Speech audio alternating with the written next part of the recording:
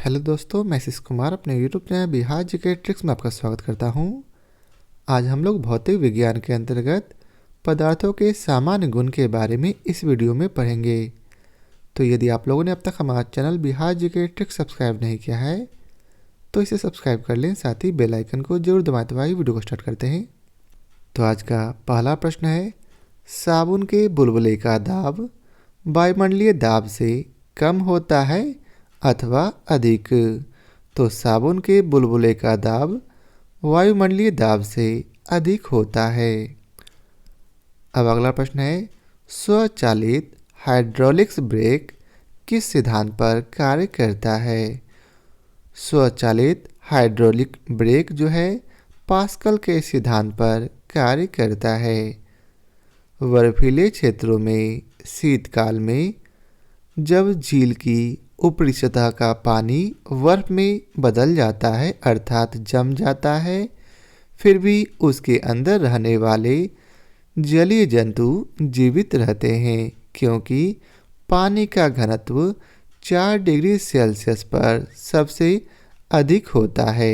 इसी कारण झील के भीतर पानी नहीं जमता।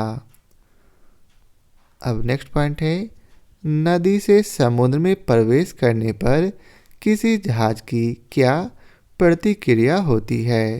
तो नदी से समुद्र में प्रवेश करने पर किसी जहाज की प्रतिक्रिया वह समुद्र में कुछ ऊपर उठता है, अर्थात जब कोई जहाज नदी से समुद्र में जाएगा तो क्या होगा, वह थोड़ा सा ऊपर उठ जाएगा।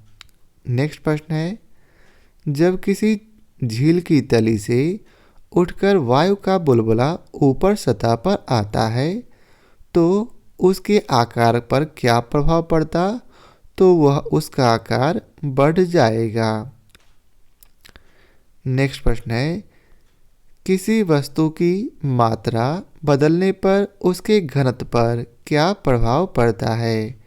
तो किसी वस्तु की मात्रा बदलने पर उसका घनत्व अपरिवर्तित रहेगा, अर्थात उसमें कोई परिवर्तन नहीं आएगा।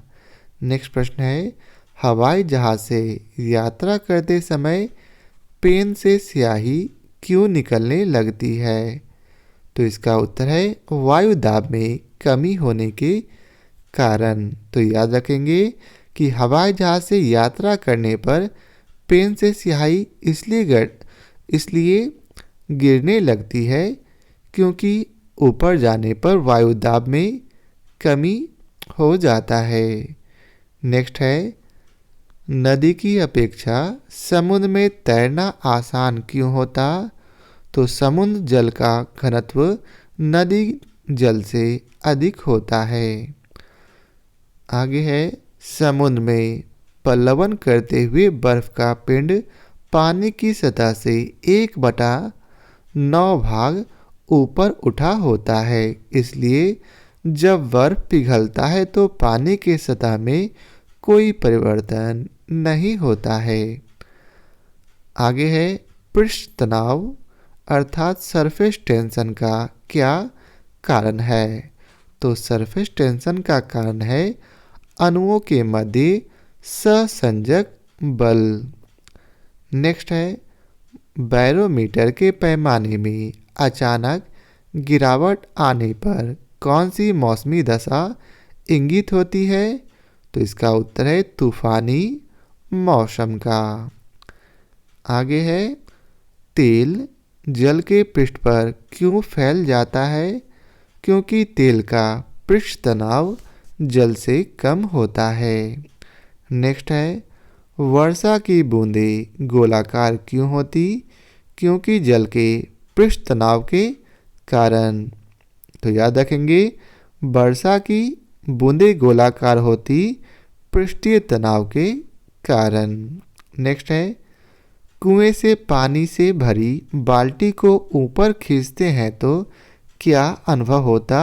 तो बाल्टी पानी की सतह से ऊपर आकर भारी हो गई है। अब अगला प्रश्न है, वायुमंडल में बादलों के तैरने का क्या कारण है। तो वायु के घनत्व की तुलना में बादलों का घनत्व कम होता है, जिस कारण से वायुमंडल में बादल तैरते हैं। आगे है लोहे का घनत्व उसके द्वारा हटाए गए जल के आपेक्षिक घनत्व से अधिक होता तथा पारे के घनत्व से कम होता है। इसी कारण लोहे के कील पारे में तैरती रहती है। अब अगला प्रश्न है पौधों की जड़ों से पर्णपतियों की ओर जल बढ़ने का क्या कारण है? तो इसका उत्तर है केशिकत्व। नेक्स्ट है स्टोव में मिट्टी के तेल का बत्ती ऊपर चढ़ने का कारण क्या है? तो ठीक ऊपर वाला केशिकत्व का गुण। नेक्स्ट है अब तक ज्ञात पदार्थों में किस पदार्थ की प्रत्यास्था सर्वाधिक होती है? तो सबसे अधिक प्रत्यास्था क्वार्ट्ज की होती है।